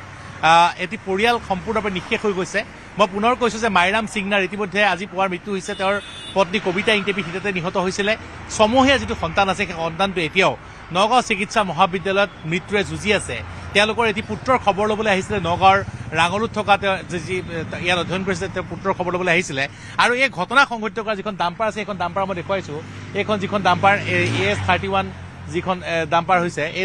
AS31 C1250 এই নম্বৰ এই ডাম্পাৰখনেই এই দুৰ্ঘটনা সংঘটিত কৰিছিলে দুৰ্ঘটনা সংঘটিত কৰাৰ পিছতে চালকে পলায়ন কৰিছিলে মই পুনৰ কৈছোঁ যে এই দুৰ্ঘটনাটোৰ ফলত এতিয়া দুগৰাকী লোকৰ মৃত্যু হোৱাৰ লগতে এটি পৰিয়াল সম্পূৰ্ণৰূপে ধ্বংস হৈ গৈছে যিটো পৰিয়াল মাইৰাম সিংনাৰ এগৰাকী কৃষক আছিলে এগৰাকী জনজাতীয় কাৰ্বি লোক তেওঁ নগাঁৱলৈ আহিছিলে পুত্ৰৰ খবৰ ল'বলৈ আৰু তেওঁৰ যি বাইকত যি অধিক স্পীডত অহা ডাম্পাৰ মই পুনৰ কৈছোঁ যে ডাম্পাৰৰ স্পীড নিয়ন্ত্ৰণৰ কথা কোৱা হয় কিন্তু ডাম্পাৰৰ যি যথেষ্ট তীব্ৰ বেগত আছিলে খুন্দিয়াই পেলাই তাৰ পৰা পলায়ন কৰিছিলে আজি এতিয়ালৈকে চালকৰ সন্ধান নাই যিগৰাকী মালিক জেহেৰুল ইছলাম তেওঁ বিভিন্ন ধৰণৰ যি অবৈধভাৱে শিল বালি কঢ়িয়াৰ অভিযোগ আছে সেইগৰাকী বৰ্তমানলৈ কোনো ধৰণৰ খবৰ নাই কিন্তু এই পৰিয়ালটো সম্পূৰ্ণভাৱে ধ্বংস হৈ গ'ল মোৰ লগত কাৰ্বি ছাত্ৰ সন্থাৰ প্ৰতিনিধি আছে মই আপোনাৰ পৰা জানিবলৈ চেষ্টা কৰিম আপোনালোকৰ কাৰ্বি আংলঙৰ ৰংমংৱে হয় আপোনালোকৰ যিগৰাকী মাইৰাম সিংনাৰ তেওঁৰ মৃত্যু হৈছে এইটো ঘটনা যোৱাকালি হৈছে এইটো ঘটনা দিছ নট ফাৰ্ষ্ট টাইম এইটো ফাৰ্ষ্ট টাইম নহয় এখন গাড়ী এখন ডাম্পাৰ ইমান স্পীডে চলায় বহুত স্পীড চলায় আজিকালি ডাম্পাৰে কিন্তু এইটো যোনটো গাড়ী আপুনি খবৰ ল'ব এখন গাড়ী হেৰি নাই কাগজ পাতি নাই একো নাই তেন্তে ইমান দিনৰ পৰা যদি কাগজ পাতি নাই কেনেকৈ চলিব পাৰিছে ৰাস্তাটোত নিশ্চয় আৰু এইটো ইয়াত ভালকৈ চাব আপুনি এনেকুৱা গাড়ী বহুত কেইটামান আছে আৰু ইয়াত পুলিচ প্ৰশাসন ট্ৰেফিক পুলিচ ফ'ৰ্চ ক'ত আছে কিয় নধৰে নিশ্চয় সদায় প্ৰত্যেকবাৰ কৈ আছে হেলমেট পিন্ধিব লাগে গাড়ী চলাব নালাগে মদ খোৱা সময়ত গাড়ী চলাব নালাগে ঠিক আছে কিন্তু কাগজ পত্ৰটো কেইটা থাকিব লাগে ন নিশ্চয় মই পুনৰ কৈছো যে সৌৰভ মাইৰাম সিংনাৰ আৰু তেওঁৰ পৰিয়ালে কিন্তু কালি নিয়ম মানি চলিছিলে হেলমেট পৰিধান কৰি আছিলে তেওঁলোকে নিজৰ ছাইডত গৈ আছিলে আৰু যথেষ্ট লাহে লাহে গৈ আছিলে তীব্ৰ বেগত যোৱা জহিৰুল ইছলামৰ যিখন ডাম্পাৰ এই ডাম্পাৰখনে যি চালক ইতিমধ্যে পলাতক হৈ আছে চালক সম্পূৰ্ণৰূপে সুৰামুক্ত অৱস্থাত আছিলে যিগৰাকী চালক আছিলে সেইগৰাকী চালকে মহতিয়াই লৈ গ'লে পৰিয়ালটো সম্পূৰ্ণৰূপে ধ্বংস কৰি দিলে নিঃশেষ কৰি দিলে আৰু এইসমূহ ডাম্পাৰ গতি নিয়ন্ত্ৰণ কৰাৰ কথা কয় কাগজ পাতিৰ কথা কয় বিয়াগম পৰিবহণ বিভাগ আছে কিন্তু কোনো ধৰণৰ বৈধ নথি পত্ৰ নোহোৱাকৈ কেনেদৰে ৰাজপথত এইসমূহ ডাম্পাৰ চলি আছে আপুনি এয়া আগতেও বহুবাৰ ডাম্পাৰ দৌৰাত্মৰ আপুনি বাতৰি কৰিছে বহুত ডাম্পাৰ দৌৰাত্মৰ বাতৰি কৰিছে কিন্তু নথি পত্ৰ নথকা এখন ডাম্পাৰ লগতে অবৈধভাৱে সৰবৰাহ কৰিছিল শিল আৰু বালি এই ক্ষেত্ৰত পৰিবহণ বিভাগৰ কথা আপুনি কৈছে তেওঁলোক কিন্তু এতিয়াও মৌন হৈ আছে তেওঁলোকৰ ফালৰ পৰা কিবা প্ৰতিক্ৰিয়া লাভ কৰিছে আপোনালোকে নিশ্চয় কোনো ধৰণৰ প্ৰতিক্ৰিয়া লাভ কৰা নাই সৌৰভ মই পুনৰ কৈছো যে যোৱাকালি দিনত কেইবাটাও দুৰ্ঘটনা সংঘটিত হৈছে 9জনকৈ লোকৰ মৃত্যু হৈছে সেয়া যথেষ্ট শোকাবহ ঘটনা কিন্তু আটাইতকৈ ডাঙৰ কথা নগাঁৱৰ যি দুৰ্ঘটনা এই দুৰ্ঘটনাটোত এটা পৰিয়াল শেষ হৈ গ'ল এতিয়া যি দুটা সন্তান আছে এটি ছমহীয়া সন্তান তেওঁ পিতৃ মাতৃক হয়তো এতিয়ালৈকে ভালদৰে চিনিয়ে পোৱা নাই আৰু এটি সন্তান যিটো সন্তানে ইয়াত পঢ়ি আছে তেওঁলোক ঘাট মাৰা হ'ল মই পুনৰ কৈছো এই পৰিয়ালটো সম্পূৰ্ণৰূপে নাইকিয়া হৈ গ'ল কৃষক পৰিয়াল আছিলে আৰু যি পৰিবহণ বিভাগে যি ফাইন কৰে দেখিবলৈ পোৱা যায় আজিকালি খুব জৰিমনা কৰে কিন্তু এইসমূহ ডাম্পাৰক পুনৰ কৈছো পুনৰ হেলমেট নিপিন্ধিলে ফাইন চিট বেল্ট নামাৰিলে ফাইন তাৰপিছত ইঞ্চুৰেঞ্চ ফেইল হলে ফাইন তাৰপিছত এইসমূহ এই জহিৰুল ইছলামৰ নিচিনা মানুহক কিয় বাচি থাকে কিয় কিহৰ কাৰণে কোন ধৰণে গভৰ্ণমেণ্টৰ বুলি ক'ব লাগিব এইটো গভৰ্ণমেণ্ট যদি চিৰিয়াছলি যদি লয় আৰু নগাঁৱত 20-30টা নহয় 100,000টা ওলাই যাব আপুনি লক্ষ্য কৰিব এনেকুৱা ডাম্পাৰ বহুত এই এতিয়া নাম্বাৰটো ভালকে চিনি পোৱা নাই দূৰৰ পৰা যদি আপুনি যদি ভিডিঅ' কৰে বা হেৰি কৰে ফটো মাৰে ভালকে নাম্বাৰ একেবাৰে ইনভিজিবল হৈ আছে মই পুনৰ কৈছো যে নাম্বাৰত বোকা সানি থোৱা আছে মই সৌৰভ মই দেখুৱাইছো চাওক যি নাম্বাৰ প্লেট আছে নাম্বাৰ প্লেটত বোকা সানি থোৱা আছে এইখন AS31C1250 ইতিমধ্যে আমি গাড়ীৰ নথি পত্ৰ সম্পূৰ্ণৰূপে নিউজত দেখুৱাইছোৱে এইখন চাওক ডাম্পাৰৰ যি ৰং থাকিব লাগে ডাম্পাৰ হালধীয়া কৰি দিছে কোনো ধৰণৰ ইয়াত নাম্বাৰ ধৰিব নোৱাৰে অৰ্থাৎ এনেকুৱা ডাম্পাৰে প্ৰায়ে দুৰ্ঘটনা সংঘটিত কৰে এয়া বেকলাইট ভাঙি আছে ইয়াৰ আগতে দুৰ্ঘটনা সংঘটিত কৰিছে নগাঁও বৰঘাটত এনে বহু দুৰ্ঘটনা সংঘটিত হৈছে এইসমূহ ডাম্পাৰে কৰিছে ইয়াত এতিয়া অবৈধভাৱে যি চেণ্ট গ্ৰেভেল কঢ়িয়াই দিছে সেয়া ইয়াত আছেই এইসমূহৰ কোনো কাগজ পাতি সেয়া পিছৰ কথা সেই সময়ত আমি নকওঁ কিন্তু পৰিবহণ বিভাগে কাগজ পাতি নোহোৱাকৈ এনেধৰণৰ ডাম্পাৰ চলাবলৈ দিয়ে যাৰ পৰিপ্ৰেক্ষিতত দেখিবলৈ পোৱা যায় যে ইয়াৰ এইখন যি আৰমান এক্সপ্ৰেছ জহিৰুল ইছলামৰ যিখন ডাম্পাৰ ইয়াত মই দেখুৱাইছো যে এইসমূহ ডাম্পাৰে যি বিগত সময়ছোৱাত নগাঁৱত কেইবাটাও দুৰ্ঘটনা সংঘটিত হৈছে বহু লোকৰ প্ৰাণহানি হৈছে কিন্তু তাৰ পিছত পৰিবহণ বিভাগ কিয় তৎপৰ নহয় আৰু এতিয়া এটা পৰিয়াল শেষ হৈ গ'ল যি মই পুনৰ কৈছো যে মই আৰু এগৰাকী ব্যক্তিয়ে ক'বলৈ বিচাৰিছে কাৰ্বি আংলঙৰ পৰা যথেষ্ট লোক আহিছে মই আৰু কি ক'ব এতিয়া ক'ব লাগিব নগাঁৱৰ এখন জাগাত আমি পঢ়িবলৈ আহিছো বহুত কেইটা টাইমত আমি দেখি পাইছো যে ইয়াত আৰু টমটম বহুত ৰুলছ ফ'ল' নকৰে টমটম আপুনি চাওক মিউনিচিপালৰ পৰা চাব এনেকুৱা টমটম নাম্বাৰ প্লেটে নাই তেন্তে এইখিনিও এক্সিডেণ্ট কৰিব পাৰিব এইখিনিলৈকে হেৰি গুৰুত্ব দিয়া নাই ইয়াত যদি বাছ ষ্টেণ্ড যদি ৰাখে তেন্তে ইয়াত চিচি কেমেৰাটো ৰাখিবই লাগিব বহুত হৈ আছে মানে এখন এটা চেণ্টাৰ হয় গুৱাহাটীৰ পৰা আহিব তেজপুৰৰ পৰা আহিব নগাঁৱৰ পৰা আহিব কাৰ্বি আংলঙৰ পৰা আহিব হোজাইৰ পৰা আহিব হোজাইৰ পৰা আহিব কিন্তু ইয়াত কোনো ব্যৱস্থা মৃত্যু হৈছে COVID-19 মৃত্যু হৈছে আপোনালোকে এতিয়া মৃতদেহ আপোনালোকে চমজাই দিলে নেকি চমজাই দিয়া নাই বৰ্তমানটো এতিয়া তাৰ যোনটো ল'ৰা আছে কিছুৱাও এতিয়া পুৰা হেৰি হৈ আছে ইনজৰ্ড চিৰিয়াছ হৈ আছে বাচিব নে নাই বা এইটো ঠিকনা নাই আৰু যিটো ল'ৰা পঢ়ি আছে সেই ল'ৰাটোক অনা হৈছে তাৰ পৰা অনা হৈছে হোষ্টেলৰ পৰা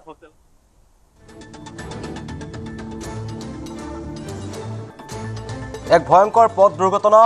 যি পথ দুৰ্ঘটনা সংঘটিত হৈছে আৰু ইতিমধ্যেই পিতৃ মাতৃৰ মৃত্যু হৈছে আৰু এটি 6 মহীয়া কণমানি সন্তানে ইতিমধ্যেই চিকিৎসালয়ত মৃত্যুৰে যুঁজি আছে বৰঘাট বাইপাছত শনিবাৰে এই ভয়ংকৰ পথ দুৰ্ঘটনাটো সংঘটিত হৈছিল আৰু এই পথ দুৰ্ঘটনাটোৰ পাছতেই কেতবোৰ ভয়ংকৰ তথ্য পোহৰলৈ আহিছে যে যিখন ডাম্পাৰে এই ভয়ংকৰ দুৰ্ঘটনাটো সংঘটিত কৰিলে সেই ডাম্পাৰখনৰ কোনো বৈধ নথিপত্ৰ নাছিল আৰু গাড়ীখনৰ পঞ্জীয়নৰ ম্যাদ কেতিয়াবাই উকলি গৈছিল ডাম্পাৰখনৰ গৰাকী হৈছে জেহৰুল ইছলাম তেওঁলোক অবৈধভাৱে সৰবৰাহ কৰিছিল শিল আৰু বালি দুৰ্ঘটনা সংঘটিত কৰি পলাই গৈছিল ডাম্পাৰখনৰ চালকজন আৰু আমাক উচিত মানে তাৰ মানে বিচাৰটো লাগে উচিত আমাক কিবা কি কয় ন্যায়টো লাগে যে কিয় তেওঁলোকে কিয় মানে গতি বেগত তেওঁলোকে কিয় এই বস্তুটো সংঘটিত কৰিব কিয় দুৰ্ঘটনা কৰিব তেওঁলোকে যদি সেইখন যদি মাইৰাম সিঙৰ বা অলপ আগত যদি তেওঁলোকে ব্ৰেক মাৰি পেলাই যদি ৰখাই দিয়ে ইমানখিনি এনজিঅ'ৰ নহ'লে ইমানখিনি মৃত্যুৰ মুখত মানে তেওঁলোকে পৰিণত হয় এতিয়া তেখেতৰ মা এই কেঁচুৱাটিৰ কণমানি 6 মহীয়া কণমানি শিশুটি তেখেতৰ মাও চিনি পোৱা নাই তেখেতৰ দেউতাও চিনি পোৱা নাই তেওঁলোকে মৃত্যুৰ মুখত যুঁজি যোৱাকালি তেওঁলোকে যিজনে মাতৃ হিতাতে মৃত্যু হৈ গ'ল তাৰপিছত এটা মানে তেওঁৰ দেউতা তেওঁ হস্পিটেলৰ গুৱাহাটী ৰিফাৰ কৰিছিলে তেওঁ আমি গুৱাহাটী গৈ নোপাওঁতে ৰহাতে তেওঁ মৃত্যুবৰণ কৰিলে তেওঁলোকে পিছত আকৌ আনি ইয়াতে আমি মেডিকেল কলেজত থৈ দিছোঁ এতিয়া মৰণোত্তৰ পৰীক্ষাৰ বাবে আমি ইয়াত থানাৰ ওচৰত আহিছোঁ তেওঁলোকৰ পৰা কিবা কাগজ পত্ৰ লৈ আমি মৰণোত্তৰ পৰীক্ষা কৰাৰ পিছতহে আমি পুনৰ ঘৰলৈ লৈ যাম গতিকে আমি ডাম্পাৰ চালক আৰু যিজনে মানে মালিক অতি শীঘ্ৰে মানে তেওঁলোকক মানে কৰায়ত্ব কৰে আমাক উচিত মানে আমাৰ দাবীসমূহ লাগিব জেহৰুল ইছলাম যি প্ৰদান কৰিব লাগিব আৰু নগাঁৱত বৰ্তমান এই পৰিয়ালটোৱে সেয়াই বিচাৰিছে সকলোৱে বিচাৰিছে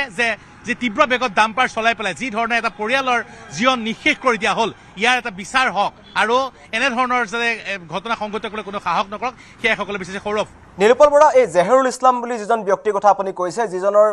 ডাম্পাৰখনৰ মালিক জেহৰুল ইছলাম তেখেতক এতিয়ালৈকে কৰায়ত্ব কৰা হোৱা নাই যিজন চালক আছিল তেওঁ পলাতক অৱস্থাত আছে হুৰামত্ত অৱস্থাত আছিল আৰু জেহৰুল ইছলামৰ ডাম্পাৰে পূৰ্বেও কেইবাটাও পথ দুৰ্ঘটনা সংঘটিত কৰিছিল আৰু সেইজনক কি কাৰণত এতিয়ালৈকে কৰায়ত্ব কৰা নাই সেইটো কিন্তু অতি ৰহস্যজনক কথা আপোনাৰ ওচৰত ইয়াৰ কিবা তথ্য আছে তেখেতক নগাঁও আৰক্ষীয়ে মাতিছে নিশ্চয় জেহৰুল ইছলামক ইতিমধ্যে নগাঁও আৰক্ষীয়ে মাতিছে তলব কৰিছে কিন্তু জেহৰুল ইছলাম বেংগলোৰত আছো বুলি কৈছে গতিকে জেহৰুল ইছলাম তাৰ পৰা আহি পাম বুলি কৈছে চালকজনৰ কোনো সন্ধান পোৱা নাই চালকজন বৰ্তমানলৈকে পলাতক অৱস্থাত আছে তীব্ৰ বেগত আছিলে সুৰামুক্ত অৱস্থাত দুৰ্ঘটনা সংঘটিত কৰি পলায়ন কৰিছিলে কিন্তু জেহৰুল ইছলামক গ্ৰেপ্তাৰ কৰাৰ দাবী কৰিছে পৰিয়ালে গতিকে জেহৰুল ইছলাম বেংগলোৰৰ পৰা আহি পেলাই হাজিৰ হ'ম বুলি কৈছে গতিকে এতিয়া আৰক্ষীৰ দায়িত্ব জেহৰুলক প্ৰথম গ্ৰেপ্তাৰ কৰা জেহৰুলক আটক কৰা জেহৰুলক গ্ৰেপ্তাৰ কৰাৰ পিছত কোন চালকে এই গাড়ীখন চলাইছিলে সেইগৰাকী চালকক গ্ৰেপ্তাৰ কৰা যিগৰাকী চালকৰ ভুলৰ বাবে যিগৰাকী চালকৰ উদণ্ডামিৰ বাবে এটা পৰিয়াল নিঃশেষ হৈ গ'ল এই এটা সন্তান ঘাট মাৰা হ'ল ছমহীয়া এটি সন্তানে এই পৃথিৱীলৈ আহি পেলাই নিজ পিতৃ মাতৃক হেৰুৱালে সন্মুখত আৰু যি মাইৰাম সিংনাৰ কবিতা ইংটিপিৰ দৰে যি দুৰ্ভগীয়া তেওঁলোক যি ইয়াৰ নিজৰ সন্তানক চাবলৈ সেই ঘৰলৈ ঘূৰি গৈ নাপালে তেওঁলোকে অকালতে মৃত্যুবৰণ কৰিব লগা হ'ল এই সমূহ ঘটনাৰ বিচাৰ হ'ব লাগিব সেয়াই সকলোৱে বিচাৰিছে আৰু সেয়াই সকলোৱে বিচাৰিছে জেহৰুল ইছলামক প্ৰথমে গ্ৰেপ্তাৰ কৰা হওক আৰু জেহৰুল ইছলামক গ্ৰেপ্তাৰ কৰাৰ পিছত চালকজনক বিচাৰি উলিয়াওক আৰু কোনো ধৰণৰ কাগজ পাতি নোহোৱাকৈ কিদৰে ইয়াত বাহন চলাব পাৰিছে ইয়াৰ বিৰুদ্ধে পৰিবহণ বিভাগৰ যিসকল বিষয়া আছে যিসকলে ইয়াত কৰ্তব্যত নিয়োজিত হৈ থাকে তেওঁলোকে কিয় এনেধৰণৰ ডাম্পাৰসমূহ নধৰে তেওঁলোকৰ কি মোকাবিলা আছে ভিতৰি এইসমূহ বিষয়টো তদন্ত হওক সেয়াই সকলোৱে বিচাৰিছে সৌৰভ নিৰূপল বৰা ইতিমধ্যেই এই কাৰ্বি যি ছাত্ৰ সংগঠনটো আছে তেওঁলোকৰ সদস্যসকলে মন্তব্য কৰিছে এখন দুখন নহয় 100ৰ পৰা 200খন ডাম্পাৰ তেনেকৈ চলি আছে আৰু কাৰ্বি আংলঙৰ পৰা কেৱল শিল বালিয়ে নহয় কয়লাৰ অবাধ প্ৰচলন আছে এইবোৰ ক্ষেত্ৰত কিন্তু পৰিবহণ বিভাগে অতি ৰহস্যজনক ভূমিকা গ্ৰহণ কৰি আহিছে বহু দুৰ্ঘটনা সংঘটিত হৈছে এনেকুৱা বহু পৰিয়াল শেষ হৈ গৈছে কিন্তু এতিয়াও সাৰ পোৱা নাই পৰিবহণ বিভাগটো এই ক্ষেত্ৰত কিন্তু পৰিবহণে কি ব্যৱস্থা গ্ৰহণ কৰে সেয়া লক্ষণীয় হ'ব ইতিমধ্যে আপুনি কৈছে তেওঁলোকৰ ফালৰ পৰা কোনো ধৰণৰ প্ৰতিক্ৰিয়া এতিয়ালৈকে আপুনি পোৱা নাই নিশ্চয় সৌৰভ বৰ্তমানলৈ কোনো ধৰণৰ প্ৰতিক্ৰিয়া আমি পৰিবহণ বিভাগৰ পৰা কিন্তু এনেধৰণৰ ঘটনা প্ৰায়ে বৰঘাটত সংঘটিত হয় যি কাৰ্বি ছাত্ৰ সন্থাৰ যিগৰাকী নেতাই কৈছিলে যে বহু ইয়াত ডাম্পাৰ চলি থাকে বহু বাহন চলি থাকে আৰু নগাঁৱৰ ইয়াত বৰঘাটত ডাম্পাৰ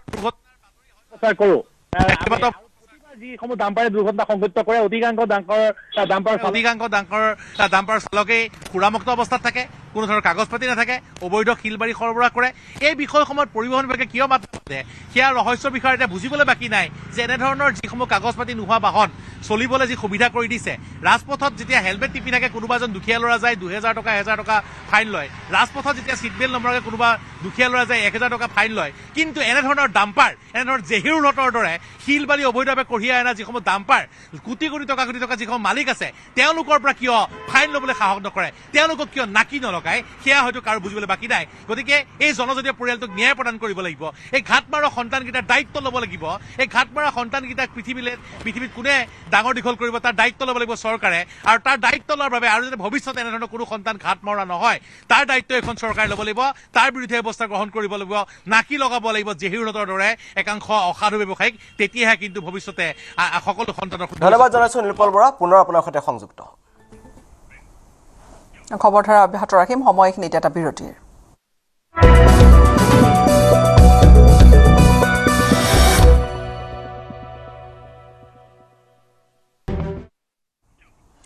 টিয়কৰ 715 নম্বৰ ৰাষ্ট্ৰীয় ঘাইপথ পৰ্যবেক্ষিত হৈছে মৃত্যুদূতলৈ। যোৰহাট আজি পৰ্যন্ত ৰাষ্ট্ৰীয় ঘাইপথ প্ৰকল্পই জীয়াতু ভোগাইছে যাতায়াতকাৰীক। কোটি কোটি টকা ব্যয় কৰি নিৰ্মাণ কৰা পথছোৱাত সৃষ্টি হৈছে প্ৰকাণ্ড প্ৰকাণ্ড গাঁত। বৰষুণ দিলেই ব্লেক টেপিং এৰাই গৈ সৃষ্টি হয় দ দ গাঁতৰ। মই প্ৰথমতে দৃশ্য দেখুৱাই লওঁ। এই যিটো পৰিৱেশ দেখিছে এয়া হৈছে আচলতে টিয়ক নগৰৰ মাজমজিয়াৰ ৰাষ্ট্ৰীয় ঘাইপথৰ অৱস্থাটো চাওক। এনেধৰণৰ প্ৰকাণ্ড প্ৰকাণ্ড গাঁত কেৱল মাত্ৰ টিয়ক নগৰতেই নহয়, এতিয়া অজন্তা বাইপাছৰ পৰা আৰম্ভ কৰি জাজিলৈকে এই পথছোৱাৰ এনে অৱস্থা। ক'ৰবাত যদি ড্ৰেইন ভাঙিছে, ক'ৰবাত উপপথ ভাঙিছে, ক'ৰবাত মূল পথৰ এই আচলতে পুখুৰী সদৃশ গাঁতৰ সৃষ্টি হৈছে। কি ক'ব, যিহেতু পথৰ অৱস্থা দেখিছেই, বৰষুণ দিলে আৰু ভয়ানক হৈ পৰে। এই মুহূৰ্তত আপোনাৰ প্ৰতিক্ৰিয়া কি হ'ব? চাওক, 2014 চনত যেতিয়া আমাৰ উজনি অসমৰ ফ'ৰলেন সম্প্ৰসাৰণৰ কাম আৰম্ভ হৈছিল আৰু তাৰ পিছৰ পৰ্যায়ত একেবাৰে গেঠেলা মাৰি কামটো একেবাৰে স্তব্ধ হৈ যোৱা নিচিনা হৈছিল। যিহেতু এইটো কাৰণে স্তব্ধ হৈছিল, বহুকেইটা কোম্পানী আছিল, কোম্পানীবিলাক এটাৰ পিছত এটা ব্লেক লিষ্টেড হৈছিল। তাৰ পিছৰ পৰ্যায়ত অসমৰ মুখ্যমন্ত্ৰীগৰাকী সম্পূৰ্ণ পৃষ্ঠপোষকতাত আৰু কেন্দ্ৰীয় পথ পৰিবহণ মন্ত্ৰী নীতিন গাডকাৰী ডাঙৰীয়াৰ পৃষ্ঠপোষকতাত উজনিৰ যিটো আমাৰ ফ'ৰলেন যোৰহাটৰ কথা আমি ক'ব লাগিব, যোৰহাটৰ পৰা জাজিলৈকে ফ'ৰলেনছৰ কাম সম্পূৰ্ণৰূপে মুকলি কৰি দিছিল। কিন্তু চাওক, মুকলি হোৱাৰ আজি সম্ভৱতঃ 2 বছৰমান হৈছে।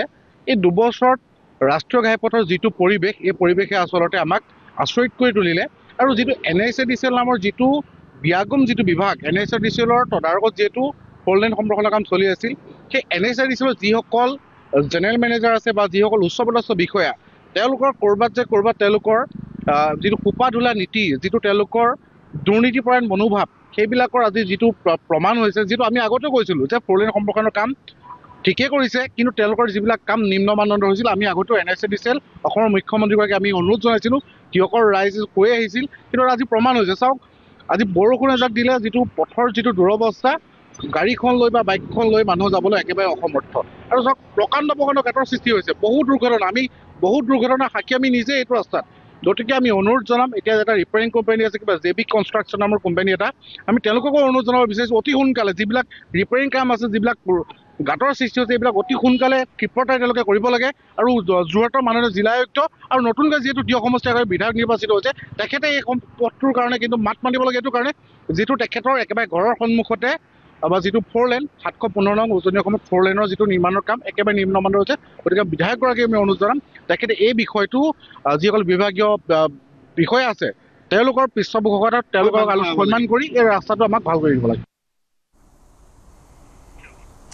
নিমৰীয়াৰ এটি পথৰ দুৰৱস্থাই জীয়াতু ভোগাইছে সাধাৰণ জনতাক। লোক নিৰ্মাণ বিভাগৰ বিষয়া কৰ্মচাৰীয়ে ক্ষেত্ৰভিত্তিক পৰ্যবেক্ষণ নকৰাৰ ফল ভুগিছে এতিয়া ৰাইজে। ঠিকাদাৰৰ মইমতালিত এতিয়া বিধ্বস্ত হৈ পৰিছে এই 27 নম্বৰ ৰাষ্ট্ৰীয় ঘাইপথৰ পৰা দুৰুং সংযোগী লোক নিৰ্মাণ বিভাগৰ পথছোৱা। প্ৰায় 6 কিলোমিটাৰ দীঘলীয়া এই অংশখিনি। এই পথছোৱা মাজত প্ৰকাণ্ড প্ৰকাণ্ড গাঁত। পুনৰ নিৰ্মাণ কৰা পথছোৱাৰ কাম অতি নিম্নমানৰ হোৱাৰ বাবে ঠায়ে ঠায়ে এতিয়া ফাট মেলিছে। আৰু ইপিনে ডিমৰীয়া সমষ্টিৰ নৱনিৰ্বাচিত বিধায়কক এই ক্ষেত্ৰত শীঘ্ৰে ব্যৱস্থা গ্ৰহণ কৰিব দাবী তুলিছে ক্ষুব্ধ হৈ থকা জনতাই। মই বৰ্তমান উপস্থিত আছোঁ সোণাপুৰ ৰাজচক্ৰ তথা ডিমৰীয়া সমজিলাৰ অন্তৰ্গত ডুৰুঙত আৰু ডুৰুং যি মূল পথছোৱা আছে এই মূল পথছোৱা 7 কিলোমিটাৰ প্ৰায় 7 কিলোমিটাৰ বিধ্বস্ত পথ যাৰ বাবে জীয়াতু ভুগি আহিছে সাধাৰণ জনতাই আৰু যি ক'ব লাগিব বিগত 10 বছৰে শাসকীয় দলৰ বা বিধায়ক থকাৰ পাছতো আচলতে এই পথছোৱা মেৰামতি নকৰাৰ অভিযোগ উত্থাপন হৈছে আৰু পথ নে পুখুৰী আচলতে ধৰিবকে নোৱাৰি তেনে এক পৰিৱেশৰ সৃষ্টি হৈছে পথৰ মাজত যেন পুখুৰী সদৃশ দৃশ্য দেখিবলৈ পোৱা গৈছে কিন্তু এই ক্ষেত্ৰত লোক নিৰ্মাণ বিভাগে বিশেষ গুৰুত্ব প্ৰদান নকৰাৰ অভিযোগ উত্থাপন হৈছে স্থানীয় লোক আছে আমি তেওঁলোকৰ সৈতে কথা পাতিম পথছোৱা বিধ্বস্ত ৰূপ প্ৰায় 7 কিলোমিটাৰ বুলি জানিব পৰা গৈছে কি ক'ব পথ নে পুখুৰী ধৰিবকে নোৱাৰি এতিয়া বৰ্তমান পুখুৰী সদৃশ হৈ আছে আৰু এইটো অতি সোনকালে আমাৰ স্থানীয় বিধায়কে তৎপৰতাৰে সোনকালে এইটো মেৰামতি কৰিব লাগে বা পুনৰ নিৰ্মাণ কৰিব লাগে যিহেতু এইটো চেংচন হৈ আছে কামটো কৰি মাজতে বন্ধ কৰি থোৱাৰ কাৰণে এতিয়া বাৰিষা আহি গৈছে নহ'লে খৰালি বতৰতে আজি 2 বছৰৰ পৰা কামটো কৰে নকৰে এনেকুৱা অৱস্থাত আছে গতিকে পুনৰবাৰ ৰাইজৰ হৈ মই স্থানীয় বিধায়ক মহোদয়ক কাতৰ অনুৰোধ কৰিছোঁ যাতে অতি সোনকালে প্ৰত্যেক কাম পূৰ্ণগতিত আৰম্ভ কৰি ৰাইজক যাতায়াতৰ সুবিধাখন কৰি দিয়ে নিশ্চয়কৈ স্থানীয় বিধায়ক নৱগঠিত ডিমৰীয়া সমষ্টি নতুনকৈ বিধায়ক এগৰাকী পাইছে তেওঁৰ পৰা আশা কৰিছে এই পথছোৱা মেৰামতি কৰে যেন আৰু স্থানীয় অন্য লোক আছে আমি তেওঁলোকৰ সৈতে কথা পাতিম দাদা বাইকখন ঠেলি অহা দেখা পাইছোঁ কি ক'ব এই মুহূৰ্তত পথৰ বিধ্বস্ত ৰূপ এইখিনি আমি বহুত দিনৰ পৰা দুৰৱস্থাত ভুগি আছো কিন্তু আমাৰ আগত যিজন বিধায়ক আছিল তেওঁক আমি জনাইছিলোঁ অতুল বৰাদেৱক কিন্তু তেওঁ সেইখিনি কাণসাৰ দিয়া নাই তেওঁ ভাবিছে মোৰ সময় শেষ আৰু সেইমতে তেওঁ গুচি গ'ল সেইকাৰণে তেওঁক আমাৰ বৰ্তমান চৰকাৰে তেওঁক টিকেটো দিয়া নাই আৰু সেইকাৰণে তেওঁ এতিয়া বহি আছে কিন্তু আমাৰ বৰ্তমান যিজন বিধায়ক আছে তেওঁক অনুৰোধ জনাইছোঁ তেওঁ যাতে আমাৰ কাম কৰাৰ কাৰণে তেওঁক পঠাইছোঁ আৰু তেওঁ যাতে আমাৰ কামখিনি ভালদৰে কৰে আৰু চকু ৰাখে আমি বেছি নকওঁ কথা হ'ল এইখিনি ৰাস্তাতে আগতে অলপ বনাইছে 2 মাহ হোৱা নাই সেইখিনি ৰাস্তা ভাঙি গৈছে সেইখিনিত তেওঁক মই পুনৰাই কৈছে সেইখিনিত তেওঁ চকু দিয়ে আপুনি উল্লেখ কৰিছে 2 মাহ হোৱা নাই পথ এটা নিৰ্মাণ কৰা হৈছে কিন্তু এইটো ৰাস্তাই য'ত মূৰৰ পৰা আহিছে মূৰৰ পৰা অহাৰ প্ৰায় 0.5 কিলোমিটাৰ দূৰতে ভাঙিছে সেইখিনি ৰাস্তা মাননীয় বিধায়ক মহোদয়ে তদন্ত কৰি তেওঁ সেইখিনি কাম আগতে কৰিবলৈ মোৰ অনুৰোধ এইখিনি লাগিলে আমি বোকা পানী আৰু গুচি যাম কিন্তু সেইখিনি বনোৱা ৰাস্তাখিনি আকৌ ভাঙিলে বনাওঁতে আৰু 20 বছৰ লাগিব ৰিপেয়াৰিং কাম আহোঁতে সেইখিনি লৈ তেওঁ চকু দিয়ে অতি সোনকালে যাতে কামখিনি কৰে গুৱাহাটীৰ বেতকুচি স্থিত ISBT নিয়ন্ত্ৰণ কৰিব এতিয়া ব্যক্তিগত প্ৰতিষ্ঠানে এন্ট্ৰি গেট বা এক্সিট গেট আৰু ইফালে গুডছ গেট বা বাহন ৰখা ঠাই অৰ্থাৎ পাৰ্কিঙৰ ঠাইৰ বাবেও নিবিদা বিচাৰিছে অসম ৰাজ্যিক পৰিবহণ নিগমে সম্প্ৰতি ASTCয়ে চলাই থকা ISBT 220 টকাকৈ দিব লাগে সৰু বৰ বাছে দশক ধৰি ASTC কৰ্তৃপক্ষই সুকলমে নিয়ন্ত্ৰণ কৰি আছিল ISBT কিন্তু বাছ আস্থানটো ব্যক্তিগতকৰণৰ বিৰুদ্ধে ISBTৰ বাছ চালক আৰু মালিকসকলৰ ক্ষোভ ব্যক্তিগত খণ্ডলৈ গ'লে ISBTত বাছ ৰখাৰ বাবদ অধিক ধন দিবলগীয়া হোৱাৰ শংকা বাছ চালক আৰু মালিকসকলৰ ASTCৰ অধীনত মাচুল সংগ্ৰহ বাহাল থাকিব লাগে বুলি দাবী জনাইছে চালক আৰু মালিকসকলে ISBTত ব্যক্তিগত প্ৰতিষ্ঠানক নিদিবলৈ বাছ চালক আৰু মালিকসকলে আহ্বান জনায় মুখ্যমন্ত্ৰী আৰু বিভাগীয় কৰ্তৃপক্ষক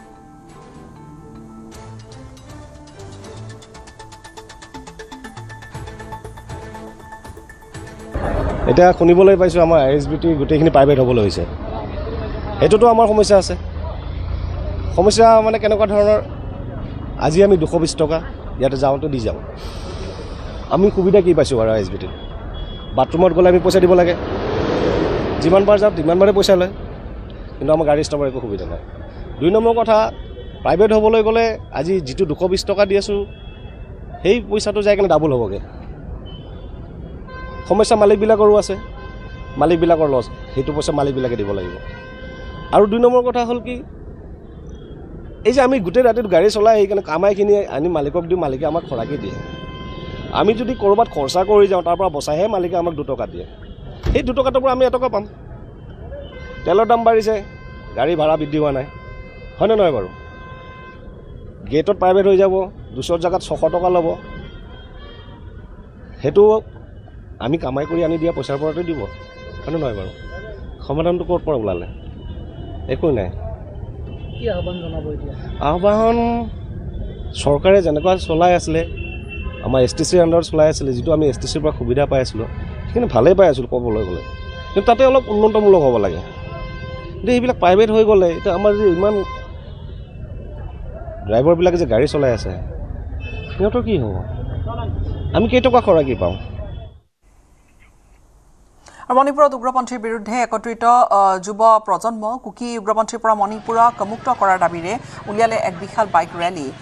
কোকমিৰ উদ্যোগত উলিওৱা হৈছে এই ৰেলী, য'ত ভাগ ল'লে শতাধিক যুৱকে। কোকমিৰ আহ্বায়কে ফ্লেগ অফ কৰিলে বিশাল এই বাইক ৰেলী। এয়া মণিপুৰৰ দৃশ্য। আৰু মণিপুৰত এতিয়া যুৱ প্ৰজন্মই তেওঁলোকে এটা বিশেষ দাবী উত্থাপন কৰিছে। মণিপুৰত উগ্ৰপন্থীৰ বিৰুদ্ধে একত্ৰিত হৈছে যুৱ প্ৰজন্ম, যুৱ সমাজ একত্ৰিত হৈছে। মণিপুৰত উগ্ৰপন্থীৰ যি কাৰ্যকলাপ চলিছে, বিশেষকৈ কুকি উগ্ৰপন্থীৰ পৰা মণিপুৰক মুক্ত কৰাৰ দাবীৰে উলিয়ালে এই বিশাল বাইক ৰেলী। কোকমিৰ উদ্যোগত উলিওৱা এই বাইক ৰেলীত ভাগ ল'লে শতাধিক যুৱকে আৰু কোকমিৰ আহ্বায়কে ফ্লেগ অফ কৰে এই বিশাল বাইক ৰেলী।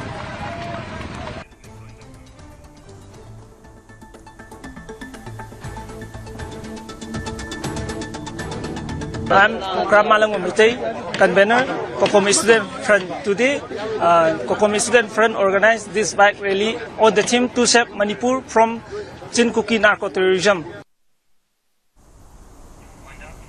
ইয়াৰ সৈতে সময় হ'ল বিদায় লোৱাৰ। নমস্কাৰ।